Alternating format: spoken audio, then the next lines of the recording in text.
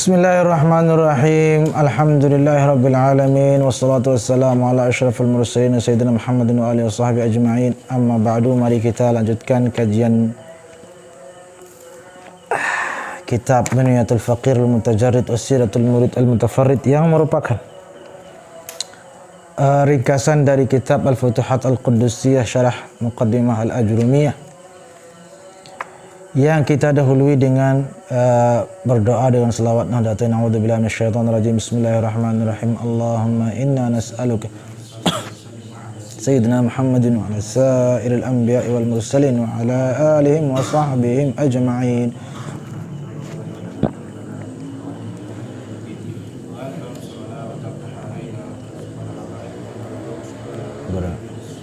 Ya Allah ya Hayy ya Qayyum la ilaha illa anta. Qala al-musannifu rahimahullahu ta'ala aw musannifun rahimahumullahu ta'ala wa radiya anhum wa nafa'ana bihim fid dharain amin. Wal fi'lu yu'rafu. Iqra. Ustaz Utsman. Bismillahirrahmanirrahim. Wal fi'lu yu'rafu biqad was-sin wa sawfa wa ta'i ta'nis as-sakin. Wal fi'lu alladhi yatawassalu bihi ila Allah wa yasulu bihi al-wusulu ila hadrat al-qudsi.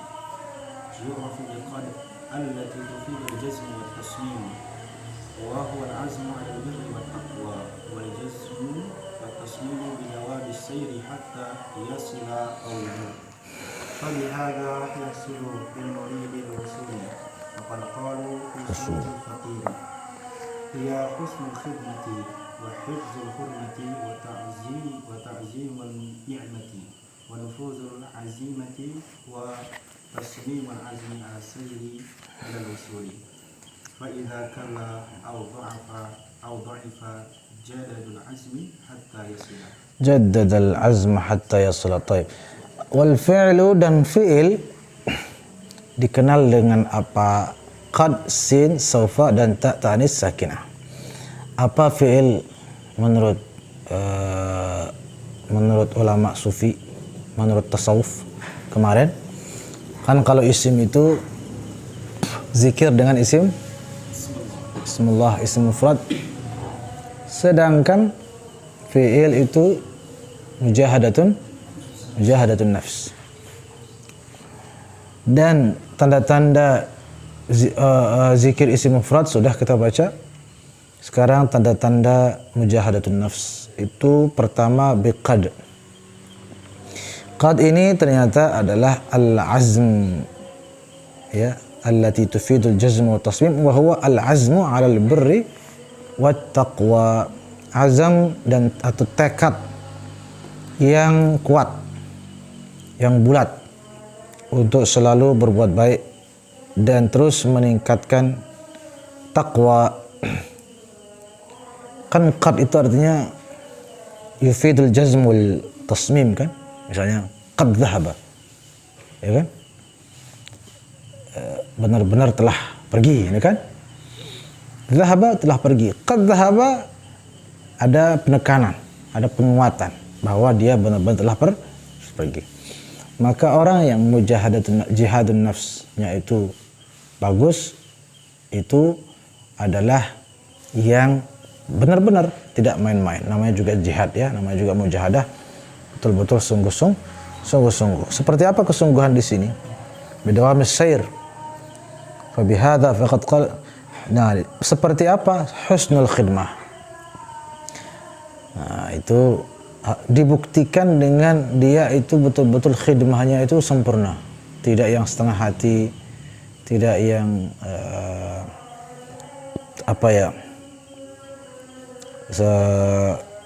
khidmah itu maksudnya kadang-kadang ada orang melakukan apa yang menjadi tugasnya kan. Contoh,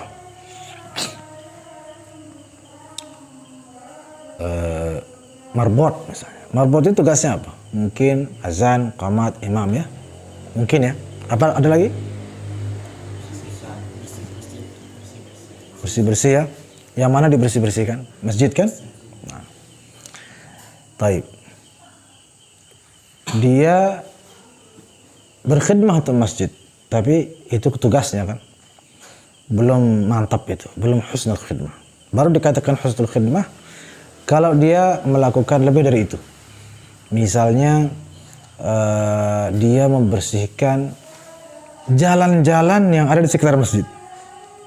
Bahkan rumah-rumah yang di sekitar masjid juga dibersihkan. Terus dia sampai dari ujung bawah sampai ujung atas dilap masjidnya, sampai kubahnya dia naik. Jarang-jarang begitu kan. Nah, itu baru namanya husnul khidmah. Sama seperti kalian dan kita semua. Kewajiban kita mengaji, kewajiban kita mendengarkan, mengambil pelajaran dari guru-guru kita. Tapi husnul khidmah, bagaimana kita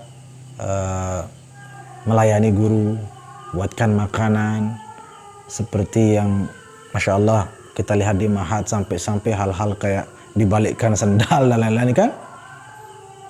Itu namanya husnul khidmah dan harus seperti itu. Kenapa? Karena itu yang namanya azm alal birri wat taqwa.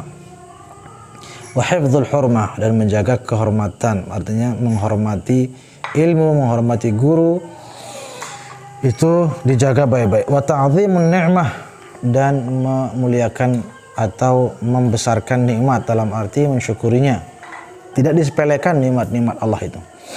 Wa nufudul azimah, ahwa tasmimul azm ala sayr ilal wusul. Intinya disungguh-sungguhkanlah, tidak main-main.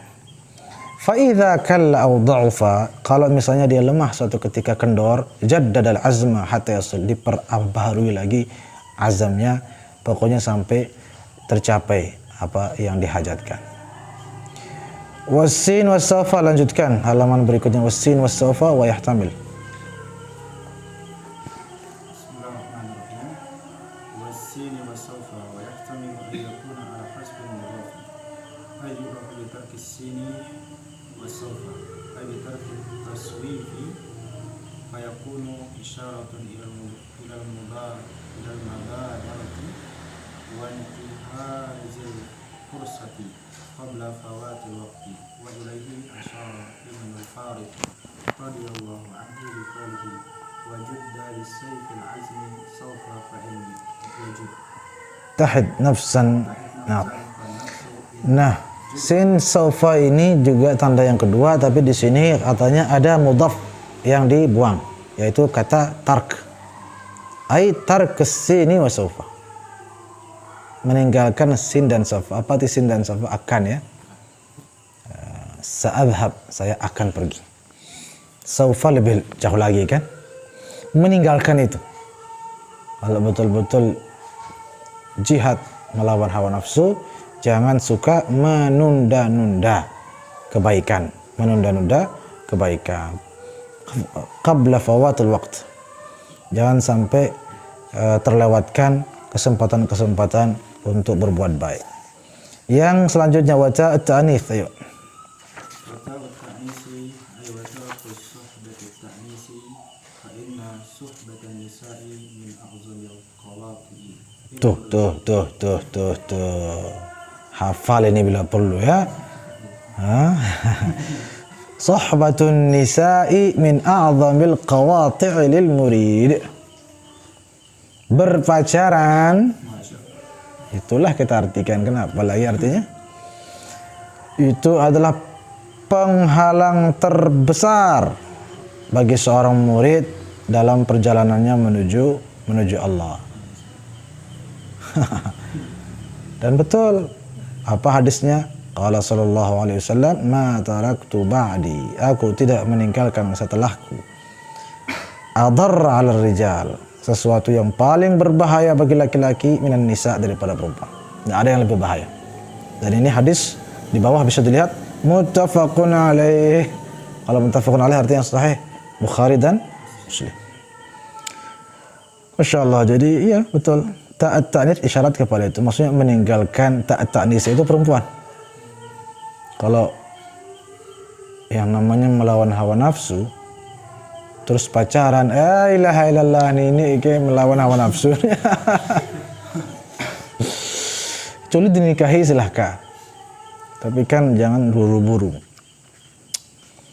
Ya Allah. Waqad hadzara katsirun min as-sufiyyati al-faqira min at-tazawwuj. Kebanyakan orang-orang sufi, katsir min as-sufiyah, melarang al-faqir. Al-faqir ini bisa kita artikan pengarang ya. Bisa diartikan juga siapapun murid yang al-faqir ilallah, kan? Menikah, dilarang menikah qabla al-wusul, sebelum sampai. Nah, jadi kalau belum nyampe jangan nikah dulu. Ya. Qabla al-wusul, tapi nyampe di sini relatif ya. Relatif. Tidak mesti sampai jadi wali terbesar gitu kan, enggak mesti. Dong enggak nikah-nikah kalian kan yang karena wajah-wajah sulit jadi wali semua nih. Enggak lah insyaallah. Illa idza kana fi suhbati syekh multasiqan bihi, enggak apa-apa. Masih aman soalnya. Kalau dia punya syekh, punya guru, punya mursyid, punya pembimbing yang paling tidak menjamin atau terus membimbing, mengawasi, memberi nasihat, kan masih aman. Tapi udah guru enggak punya, amalan enggak punya, wirid-wirid tidak punya, sifat-sifatnya juga amburadul, hatinya juga penuh noda, terus nikah, insya Allah nikahnya banyak masalah. Karena memang orangnya tidak beres. Jadi wajar juga sebenarnya. Kan rumah tangga hancur tidak lepas dari hawa nafsu, dosa masing-masing kan. Ya kalau penuh dosa menikah ya sama-sama penuh dosa lagi, ketemu dosa sama dosa, ya sudah. Ya, kalau masing-masing ada guru, salah satu ataupun dua-duanya berguru pada seorang mursyid yang terus menasehati, yang terus membimbing, ada masalah mereka mengadu kepada mursyidnya, silahkan. Dipersilahkan itu. Artinya masih aman. Tapi kalau tidak ada ya repot juga. Itu kan multasiqan bihi. Itu pun harus lengket dengan gurunya supaya aman. Waqad adzina lahu fit tazawwuji faqad la yadur. Itu pun kalaupun gurunya mengizinkan dia menikah. Kalau gurunya mengatakan tidak usah nikah dulu, sami'na wa ata'na. Ya. Mungkin ada pertanyaan misalnya, apakah semua guru yang seperti apa, kan begitu? Mungkin nanti ada waktunya di bab fa'il dia biasanya, atau di bab nggak tahu saya, nanti kita lihat. Ada bab khusus yang ternyata di situ yang ditekankan adalah seorang mursyid, seorang guru seperti apa.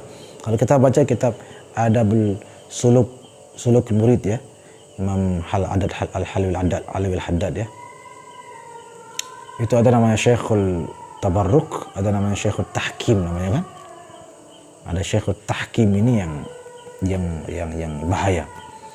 Taib. Wallahu ta'ala alam. Wal harfu, sekarang kita tadi sudah tanda-tanda fi'il. Sekarang al harfu ma la yasluhu ma'ahu dalilul ismi wala dalil, baca ya, wala dalil fi'li. Wal harf, bismillahirrahmanirrahim. Ya Rabb, iyak. الحرف ما لا يصلح معه دليل الاسم ولا دليل الفعل، أي بالحرف الظلمان، وهو الذي يعبد الله على حرف، أي ظرف من الدين وطلحه، فإن أصابه خيرا اطمأن خير. وإن أصابته فتنة انقلب على وجهه، لا يصلح للسير بالذكر ولا بالعمل، وهو الذي دخل في طريق القوم طمعا في رياسة أو عرض أو جاه أو مال فلا يأتي منه شيء، خسر الدنيا والآخرة ذلك هو الخسران المبين والعياذ بالله. Wal'iyadzu billah min dzalik. Harf di sini diartikan, kalau huruf tadi ismun wa fi'lun wa harfun. Kalau himmah ya, kalau enggak salah ya, yang kemarin kita baca harf itu apa namanya, himmah. Nah, bagaimana ditandai himmah itu? Jadi la yasluhu ma'ahu dalilul ismi wala dalilul fi'li, kan begitu katanya. Huruf-huruf itu tidak menerima tanda-tanda isim, tidak menerima tanda-tanda fi'il. Maka himmah itu tidak mempan semua itu jika himmahnya tidak bagus. Dan himmahnya menjadi tidak baik, tidak bagus apabila ya'budullaha ala harfin. Ya, ini dia beribadah kepada Allah, dia menjalankan perjalanan itu, dia menempuh perjalanan menuju Allah itu ada tujuannya, menuntut ilmu, artinya melakukan kebaikan, sangat baik, dia berkhidmah, yang tadi semua dilakukan baik, dia rajin ngaji, dia adabnya Masya Allah, semua Masya Allah, tapi niatnya ala harfin, ada maunya. Nauzubillah min zalik. Itu ditandai bagaimana asabau khair itma'anna, jika dia mendapatkan kebaikan, dipuji atau dia dia merasa tenang. Tapi kalau ternyata sebaliknya, maka dia kacau balau. Seperti itu tidak berguna perjalanannya. Semua yang dilakukan itu sia-sia karena ada maunya, bukan ikhlas lillahi ta'ala. Apa maunya biasanya ini? Alladzi dakhala fi tariqil qaum, yaitu orang yang menempuh jalannya kaum sufi, maksudnya sufi yang penuh adab, yang penuh akhlak. Dia juga begitu, tapi tama'an fi riyasah, maunya itu jadi pemimpin, maunya itu ditokohkan, maunya itu agar dibilang hebat, dibilang ini cocok jadi pemimpin kita, maunya itu jadi kades atau kadus ataupun yang lain-lain, jadi bupati. Itu tujuannya. Nauzubillah min, atau paling tidak agar dia menjadi pemimpin di tempat itu, di majelis itu. Misalnya kalau kalian berkhidmah segala macam lengkap di ma'had sudah dilakukan, bagus, tapi tujuannya supaya jadi ketua senat. Nauzubillah min zalik. Min tilkan niyah. Atau tujuannya supaya banat semua melihat ke sana, memperebutkan, misalnya, nauzubillah. Atau niat tujuannya supaya cari muka, cari posisi, diangkat jadi apa di mahadkah atau di organisasikah dan lain sebagainya. Itu namanya riyasah, tama'an fi riyasah. Izz, ya, atau kemuliaan, biar dia dimuliakan orang, jah, posisi, mal, harta ataupun uang. Fala ya'ti minhu syai', khasirad dunya wal akhirah, dzalika huwal khusranul mubin. Karena itu ya, himmah dan niat itu memang harus selalu dijaga. Babul i'rab, kita baca lagi? Bacalah, enggak apa-apa. Ayo, babul i'rab. Barakallahu fiikum. Babul i'rab. Al-i'rab huwa taghyir awakhir al-kalimi li ikhtilaf al-awamil ad-dakhilati 'alayha lafzan aw taqdiran. كما تتغير أواخر الكلم لاختلاف العوامل الداخلة عليها كذلك تتغير أحوال للقلوب لاختلاف الواردات الداخلة. الله أكبر. terus فترة يرد عليها وارد القبض وتارة وارد البسط فالقبض والبسط حالتان يتعاقبان على العبد تعاقب الليل والنهار. قال سيد البشيري إذا كاشف الله العبد بنعت جماله بسطه وإذا كاشفه بنعت جلاله قبضه. فالقبض يوجب إيشاءه والبسط يوجب إيناسه. Insyaallah tabarak. Jadi i'rab ini kan adalah apa kita artikan biasa perubahan akhir kalimat. Kenapa berubah akhir kalimat? Karena berubahnya yang amil-amil yang masuk padanya. Maka demikianlah ahwalul qulub, keadaan hati pun berubah-ubah dengan sebab amil-amil yang masuk padanya. Tapi di sini positif. Keadaan hati, jadi ada namanya waridat. Apa itu waridat? Waridat itu yang sesuatu yang masuk ke hati. Cahaya-cahaya, kita sebutlah cahaya-cahaya ilahi atau jelmaan-jelmaan Asmaul Husna. Pokoknya cahaya-cahaya ilahi yang merasuk ke hati. Itu pun berlevel-level, berkelas-kelas, bertingkat-tingkat, dan masing-masing punya dampaknya sendiri-sendiri. Ya, terkadang yang masuk itu jalal, sifatnya jalal. Misalnya cahaya al-qahhar, al-mutakabbir.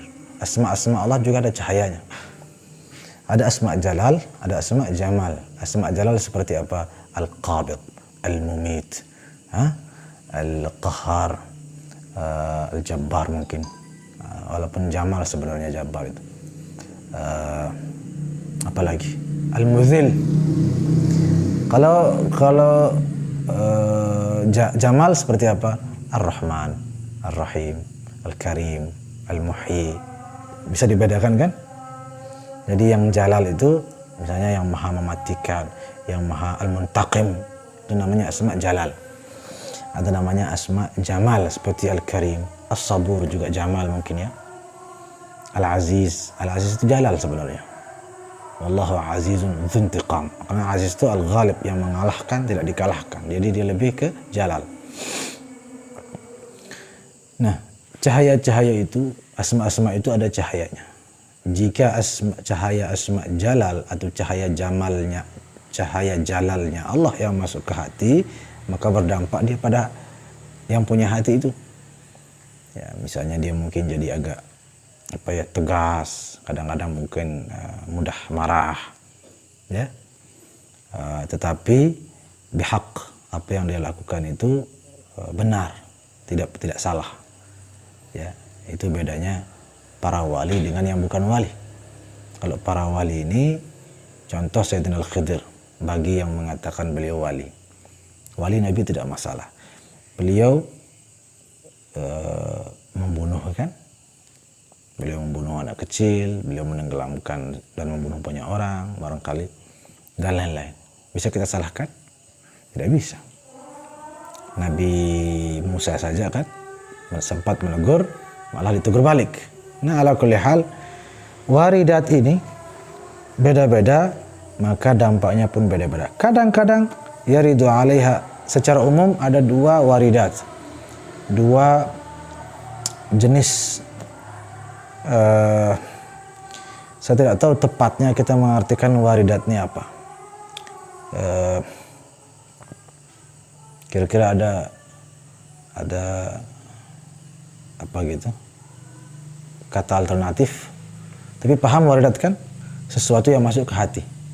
Sesuatu yang masuk ke, makanya disebut wirid. Kenapa disebut wirid? Untuk mendapatkan waridat, mendapatkan sesuatu yang yaridu fil qalb, yang datang ke hati. Yaridu datang atau masuk. Warid kan sigat fa'ilnya. Wirid itu sebenarnya untuk mendatangkan warid itu. Makanya kalau wiridnya dengan asma-asma jalal saja kurang baik. Harus juga diimbangi dengan asma jamal. Jangan setiap hari ya mumit ya. Bahaya itu. Nanti malah mati duluan kan? Dipanggil Allah, ya wahai yang maha mematikan, masa begitu? Karena ada saatnya misalnya kita sakit, masa kita bilang ya mumit.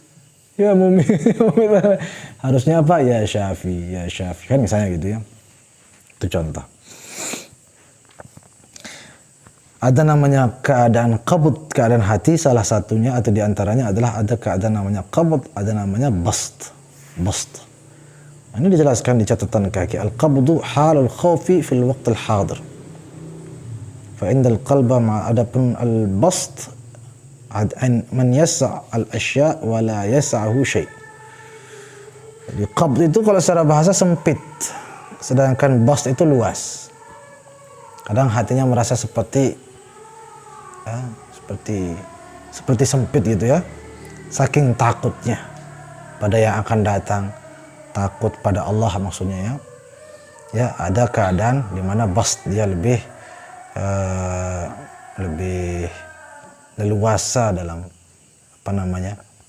menjalani apa yang dia alami. Ini semua ahwal ya. Ahwal itu kan lebih kepada keadaan, apalagi ini keadaan hati. Memang secara umum sulit mengungkapkan seperti apa, hanya bisa dirasakan. Ya, sejelas apapun kita menjelaskan tentang bast dan qabd, tidak akan mewakili perasaan yang sesungguhnya, yang mudah-mudahan akan kita rasakan juga. Ya, amin ya rabbal alamin. Jadi hatta la yatiquhu, di sini dibaca di bawah itu, paling bawah halaman 58, halatai al-qabd wal bast hatta la yatiquhu, sampai-sampai kita tidak mampu menahannya, tidak bisa diungkapkan. Tapi ala kulli hal,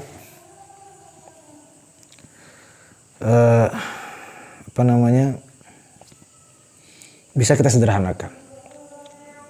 Dalam hidup ini kan kadang-kadang kita merasa sulit, kadang merasa senang, kan gitu, merasa susah, merasa senang. Orang yang hatinya lemah, orang yang tidak membersihkan hatinya, tidak menjaga dirinya, ketika dia senang akan lalai, dan ketika dia susah dia akan mengeluh terus. Kan sama-sama tidak baik, ya kan? Beda halnya dengan para awliya Allah as-salihin. Bagaimana para wali ketika sulit dan bagaimana para wali ketika senang? Baca halaman berikutnya.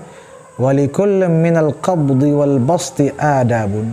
Bagi orang yang susah maupun senang sama-sama ada adabnya. Fa'adabul qabdi, di saat kita susah maka as-sukunu tahta majaril aqdar wa intidharul farji minal karimil ghaffar. Ya, tenanglah, jangan mengeluh-ngeluh, ya, dan terimalah takdir Allah. Terimalah dan yakinilah bahwa apa yang ditakdirkan oleh Allah itu lebih baik daripada apa yang kita inginkan. Sering guru-guru kita mengumpamakan dengan ibu dan orang tua dan anak, kan?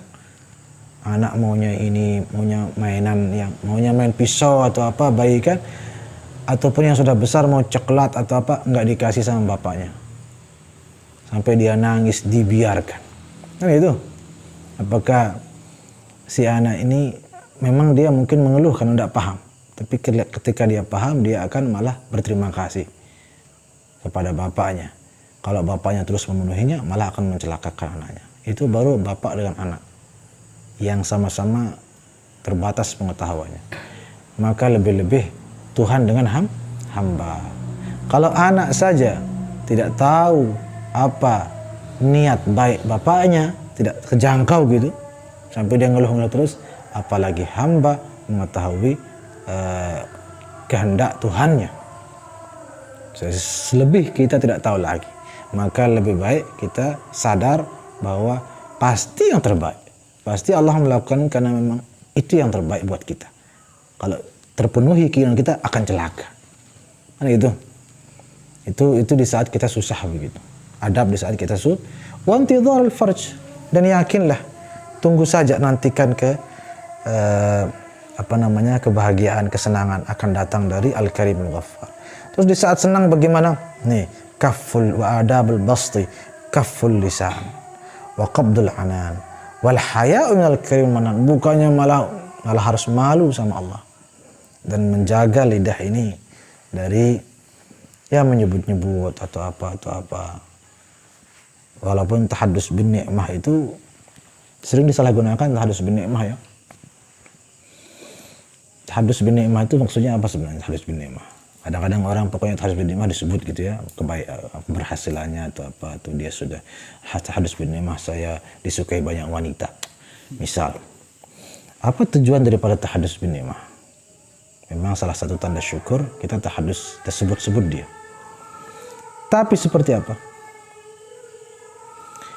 Tahadus bin ni'mah itu dianjurkan dalam Islam.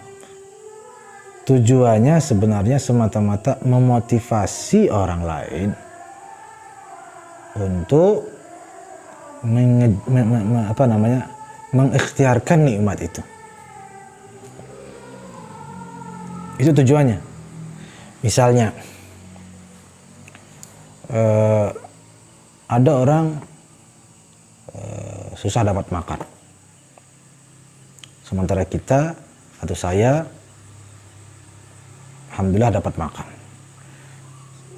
Saya bilang sama dia, sudahlah, tidak usah sedih, insya Allah Allah maha kaya, maha pemurah. Si dia ini bersungguh-sungguh capek bekerja, nggak mungkin nggak dikasih. Saya aja, misalnya nih kan, saya nggak begitu berat kerja, tapi Allah kasih saja.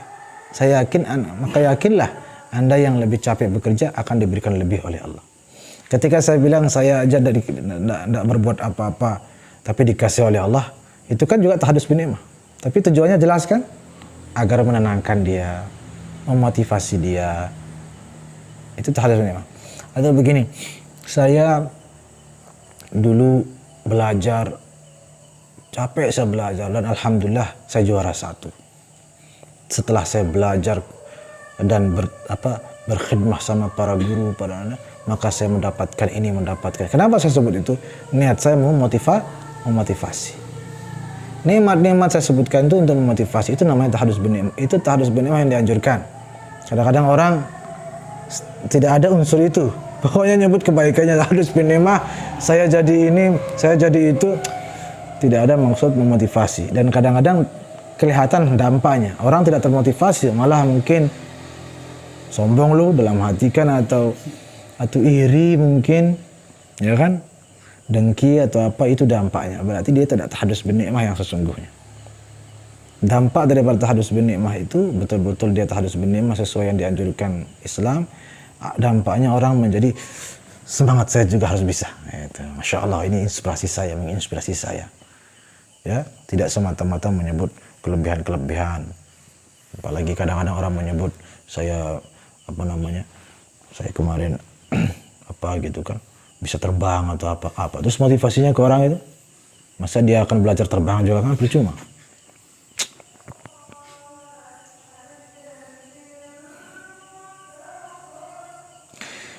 Masya Allah. Wal bastu mazallat aqdamir rijal. Dan memang di saat senang itu sesungguhnya lebih berat daripada di saat susah ya. Berat dalam hal apa? Mazallat aqdam, dalam menggoyahkan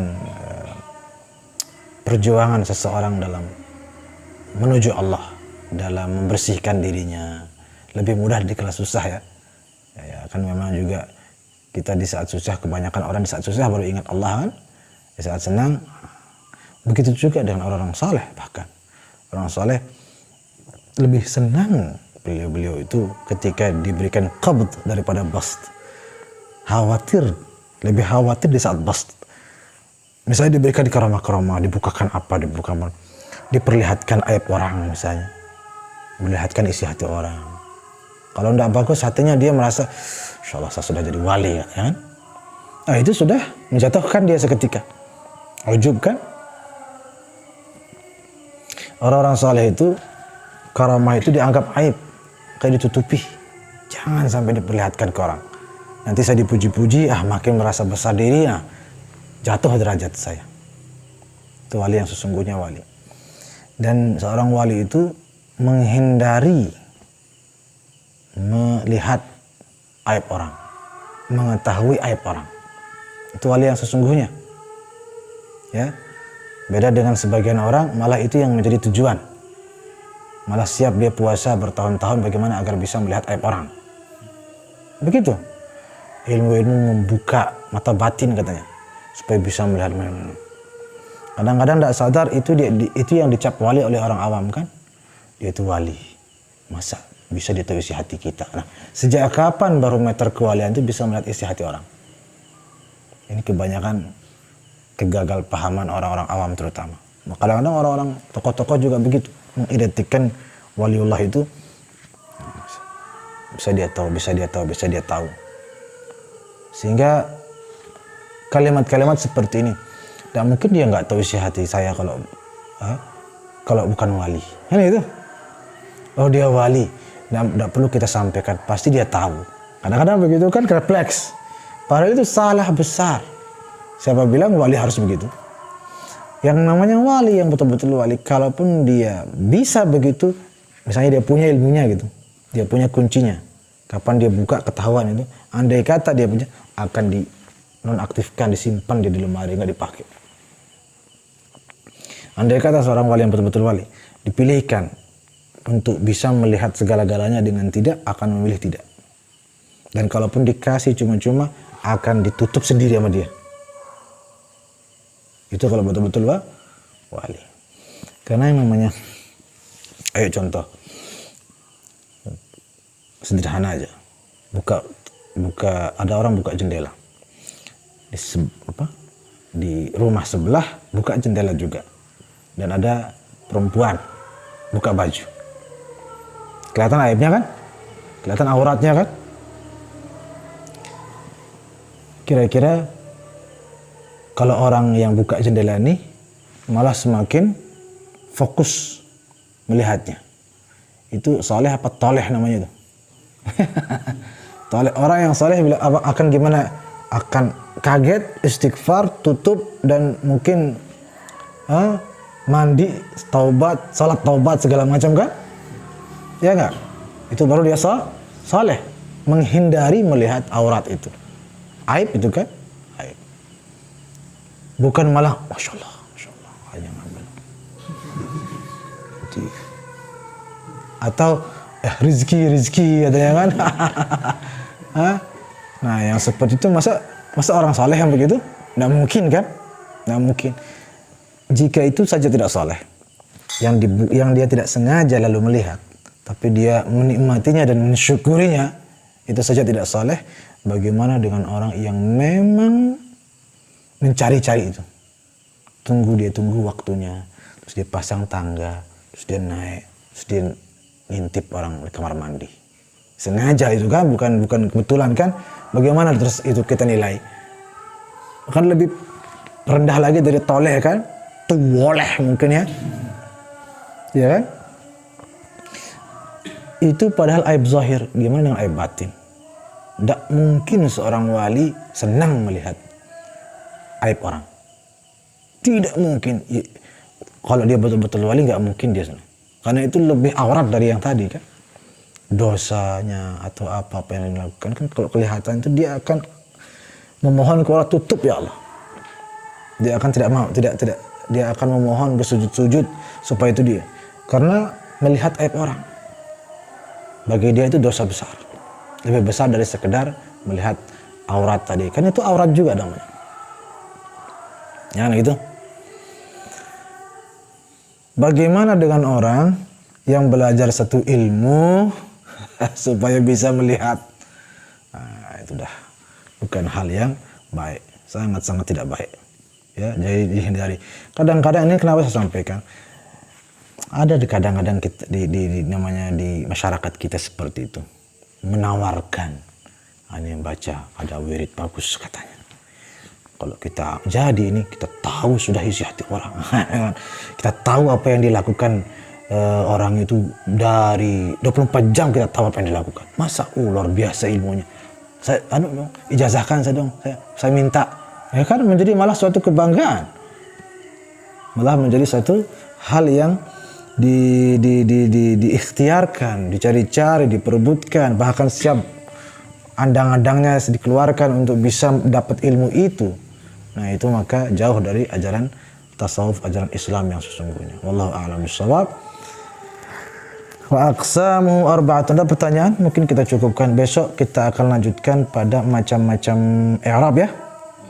Jadi alhasil i'rab itu adalah perubahan keadaan hati berdasarkan apa yang merasuki hati itu, daripada cahaya-cahaya ataupun daripada apa yang sudah ditakdirkan oleh Allah kepada seseorang itu, sehingga hatinya pun mengalami sedih ataupun senang, tergantung. Misalnya Allah menakdirkan dia dia sukses atau dia lulus, kan senang. Allah takdirkan diberikan musibah, dia sedih. Nah, itulah namanya i'rab. Dan i'rab itu menghadapi perubahan hati itu seperti tadi, ketika kita senang maka kita harus malu kepada Allah. Malu kenapa? Ya Allah, saya banyak dosa tapi dikasihi sama Allah, kan itu? Saya banyak dosa, betapa mulianya Allah gitu. Bukan betapa hebatnya saya. Kadang-kadang orang tidak sadar dia. Berarti saya ini Masya Allah. Masya Allah. Enggak. Betapa mulianya Allah sampai mau dia ngasih orang kayak saya gitu. Dan itu dua hal yang berbeda, sama apa, dua reaksi yang berbeda kan. Jadi itu maksudnya kembalikan kepada Allah. Kalau kita kembali kepada Allah, akan haya kita, akan malu kita. Padahal saya siapa, saya sudah melakukan apa. Ya Allah, kalau saya hitung dosa saya banyak sekali, tapi Masya Allah saya dikasih uang, saya dikasih mobil, saya dikasih ini, orang tua saya dikasih ini, dikasih itu. Dan ya Allah, betapa mulianya ya Allah. Dan ketika orang memuji kita, reaksi kita apa? Bukan ternyata saya enggak. Tapi reaksinya adalah betapa maha penyayangnya Allah sampai aib saya ditutup.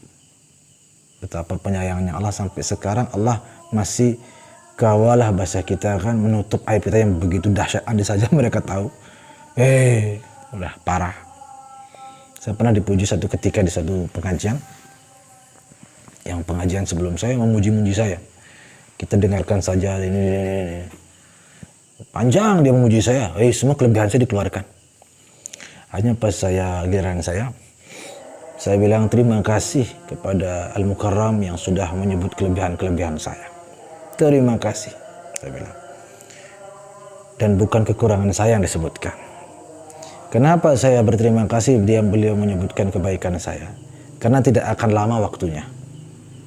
Coba yang disampaikan adalah kekurangan saya, mungkin sampai 2 tahun dah selesai acara ini, saya bilang. Pengajiannya nggak selesai, saking banyaknya, saya bilang. Gitu kan. Jadi nggak apa-apa. Di sana saya ingin menunjukkan bahwa sekaligus ada maksud bahwa ketika kebaikan kita disebut-sebut oleh orang atau apa, kembalikan kepada yang maha menutup aib kita. Ketika Allah memberikan kita banyak nikmat, kembalikan kepada maha pemurahannya. Jangan karena saya sudah begini, karena saya. Gimana Allah nggak ngasih saya, orang saya pacu, saya sembahyang duha? Nah, jangan begitu. Jangan begitu, itu bukan akhlak sufiyah, akhlak orang-orang sufi. Tapi mahdhu fadlin, kalau kita belajar akidah, mahdhu fadlin ini kan memang Allah sayang saya, memang Allah memang berkehendak begitu, memang saking penyayangnya Allah. Tidak ada sama sekali hubungannya dengan ibadah yang pernah kita lakukan. Terus kenapa beribadah? Karena Allah suruh. Itu yang paling tepat, bukan supaya saya begini, supaya saya begitu. Ada maunya jadinya ala harf tadi kan, yang betul ala harf. Salah itu. Kenapa beribadah? Allah suruh. Kan saya cuma hamba. Hamba saya disuruh sama Tuhannya kan harus nurut. Allah suruh saya ibadah, Allah suruh saya salat, kan saya hamba. Maka saya sholat karena disuruh sama Tuhan saya. Tidak ada maunya apa-apa. Semua. Saya tidak mau apa-apa, sudah dikasih banyak kok, gitu kan. Masya Allah, mudah-mudahan kita dengan mengaji ini, keadaan hati kita pun akan selalu dirasuki oleh yang baik-baik. Dan kita pun dapat menghadapinya, menjalaninya dengan adab-adab yang sebaik-baiknya. Amin ya rabbal alamin. Bibarakati awliya'illahi salihin wa bisirril Fatihah. Ada pertanyaan 1, 2? Tafadhal. Berefek kepada yang negatif. Itu saja.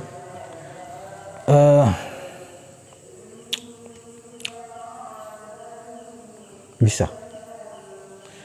Kalau contoh perumpamaan saja. Kita rubah pertanyaannya. Apakah obat itu bisa membuat penyakit? Padahal obat, ya kan? Jawabannya bisa saja. Padahal obat, kan obat kok jadi bikin penyakit? Ya obatnya tidak cocok, obatnya berlebihan. Saya 3 kali sehari obatnya, 7 kali sejula diminum. Misalnya, yang sekali juga 3 butir atau 3 kapsul atau 3 pil. Bisa mati, malah kan bisa lebih berbahaya dari yang penyakit yang dialami. Bahkan kita bilang tanpa resep dokter saja sudah kurang meyakinkan. Kan begitu.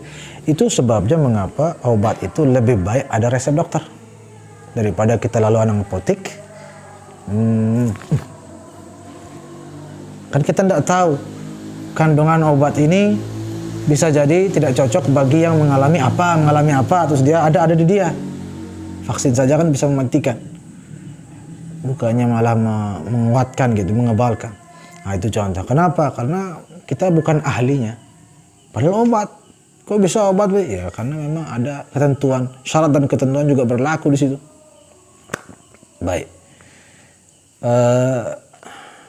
Tapi kalau kita sakit, kita nggak ke apotek, kita ke dokter yang periksa, yang nanya atau apa, ya kan? Yakin sudah itu menyembuhkan. Padahal bisa jadi tidak bermerek, tidak keluar merek, tidak pernah ada iklannya. Ya kan, namanya susah namanya. Sementara yang di apotek atau yang apa itu, iklannya di mana-mana. Dan iklannya itu wow, berlebihan lah. Tapi bisa jadi tidak menyembuhkan. Sementara yang dari dokter tidak keruan, kadang kecil, kadang nggak jelas, kadang-kadang ditubuk-tubuk sendiri kan, dibuat-buat sendiri tidak keruan lah. Tapi santer menyembuhkan. Itu kenapa? Karena obat ini dari ahlinya, ini tidak. Dia ngembun-ngembun. Begitu juga dengan wirid sebagai obat hati. Juga syarat ketentuan berlaku, makanya kita sering mendengar atau menyaksikan atau mengetahui ada yang namanya ijazah, ada namanya bai'ah, ada namanya apapun lah. Diijazahkan oleh guru, dibimbing, ini baca, saya ijazahkan. Nah itu resep dokter namanya. Aman sudah itu, mandi sudah dia, artinya berkhasiat sudah dia. Tapi kalau misalnya kita buka kitab juga kita umpun di mana berdebu kan, ada amalan sekian kali dibaca, terus kita amalkan. Pembimbingnya siapa? Tidak ada. Gurunya siapa? Tidak ada. Kitabnya apa? Tahu apa judulnya ini? Kabur-kabur. Siapa pengarangnya? Tidak tahu siapa juga. Oh, nenek kaji bahaya.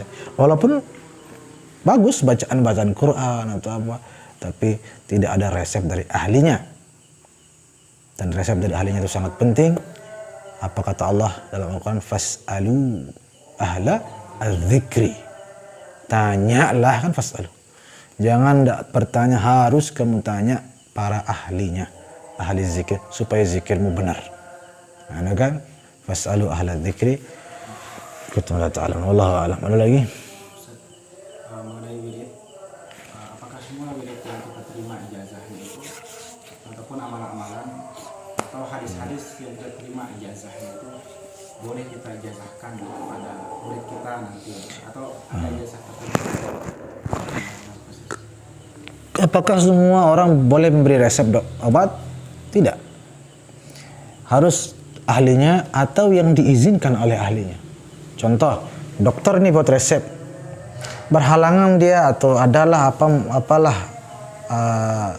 kendala dia, perawat dipanggil atau mungkin tetangganya, ini misal, kan dia diizinkan itu oleh ahlinya. Maka masih aman. Daripada hanya mengintip, melihat, oh iya wah no, belum tentu dia memahami yang sebenarnya. Bisa jadi ada hal-hal yang dia tidak ketahui yang harus dia perhatikan, misalnya harus ditensi dulu atau apa. Jadi orang yang menerima ijazah boleh nggak mengijazahkan jika memang diizinkan oleh yang mengijazahkan. Misalnya yang mengijazahkan bilang, boleh kamu silahkan ijazahkan kepada siapa-siapa, ya. Atau ini baca dan boleh ijazahkan, kan begitu. Kalau dia bilang ini khusus kamu, tidak boleh. Sama halnya dalam tarekah sufiah begitu juga. Ada tarekat yang hanya satu orang yang mursyid, yang membaiat, yang memberikan wirid. Tidak boleh orang lain. Itu kan berarti tidak boleh yang lain. Misalnya di tarekat hizib dulu, Allah yarham Tuan Guru Muhsin Maqbul, kan hanya beliau yang diizinkan zaman itu ya, mengijazahkan ilmu-ilmu hikmah waktu itu kan, tahu seperti benteng, ilmu dasar, termasuk tarekat hizib. Kita yang terima kan tidak boleh kita ijazahkan, kecuali diizinkan oleh beliaunya, Tuan Guru Muhsin Maqbul atau Al-Maghfurlah di masa hayat, kan begitu contoh. Tapi ada juga yang mengijazahkan sekaligus silahkan kalian boleh juga kasih yang lain. Aman sudah itu. Ya, jadi tergantung yang mengijazahkannya mengizinkan atau tidak. Allah. Termasuk seperti jumlah. Tidak boleh sembarangan. Itu juga bisa misalnya ya Latif 129 kali. Resepnya begitu. Jangan dibaca 4000 kali overdosis. Roh juga punya batas kemampuan. Jiwa ini kalau dikasih nanti overdosis bisa terjadi hal-hal yang tidak semestinya. Ya mungkin dia menjadi agak alay mungkin. Mungkin Allah alam. Karena overdosis kan rohnya itu jadi latif banget kan. Tiba-tiba dia tembus tembok, misal nggak tahu sih saya, tapi ya itulah bisa terjadi hal-hal yang tidak diinginkan. Latif kan yang maha apa dia Latif? Maha lembut. Cukup 129 sudah resepnya gitu dari para ahlinya. Nanti kalau jangan juga kurang, kalau kurang maksimal juga dan seterusnya. Ada mungkin satu orang lagi. Bolehkah kita amalkan wirid yang kita terima dari mimpi? Jika diyakini bahwa yang memberikan itu adalah sosoknya, betul kan, itu hanya bisa dirasakan oleh yang mimpi kan? Boleh, silahkan. Dan banyak pengalaman para ulama seperti itu, dapat lewat mimpi. Boleh. Bahkan bukan hanya ulama, orang-orang biasa pun kadang didatangi oleh seorang tuan guru atau apa, dan yang mimpi ini meyakini bahwa itu tuan guru tersebut, dan di amalan yang dikasih detil, bangun dia tuh ingat betul jumlahnya dan lain sebagainya, dan isinya juga bagus, tujuannya juga bagus. Kadang dikasih tahu oleh gurunya dalam mimpi ini supaya kamu supaya terhindar dari sihir atau apa. Ada baru-baru ini datang ke saya, cerita ke saya, didatangi Allahyarham ayahanda Tuan Guru Husnul, dikasih amalan untuk aman dari sihir. Kebetulan dia yang datang ini memang ada orang yang dia merasa ada yang membencinya dan ingin menyihirnya gitu. Tiba-tiba didatangi oleh Allahyarham Tuan Guru Husnul dan diberikan amalan itu. Saya bilang, kan dia nanya kenapa datang ke saya, karena anak beliau mungkin kan, sehingga dia tanya, boleh nggak saya amalkan itu, ada nggak benar? Ternyata memang benar ada amalan dari ayahanda seperti itu, dan saya bilang selamat, berarti sudah memang benar-benar dijazahkan oleh beliau. Malah iri saya aja nggak didatangi, aduh saya bilang. Taib, ada lagi? Wallahu a'lam bishawab. Mudah-mudahan Allah memberkahi kita semua dengan keberkahan guru-guru kita semua. Amin amin ya Allah ya rabbal alamin. Wa sallallahu wa sallim wa barik ala khairi khalqika sayyidina Muhammadin wa alihi wa sahbihi ajma'in. Wa akhiru da'wana alhamdulillahi rabbil alamin. Assalamualaikum warahmatullahi wabarakatuh.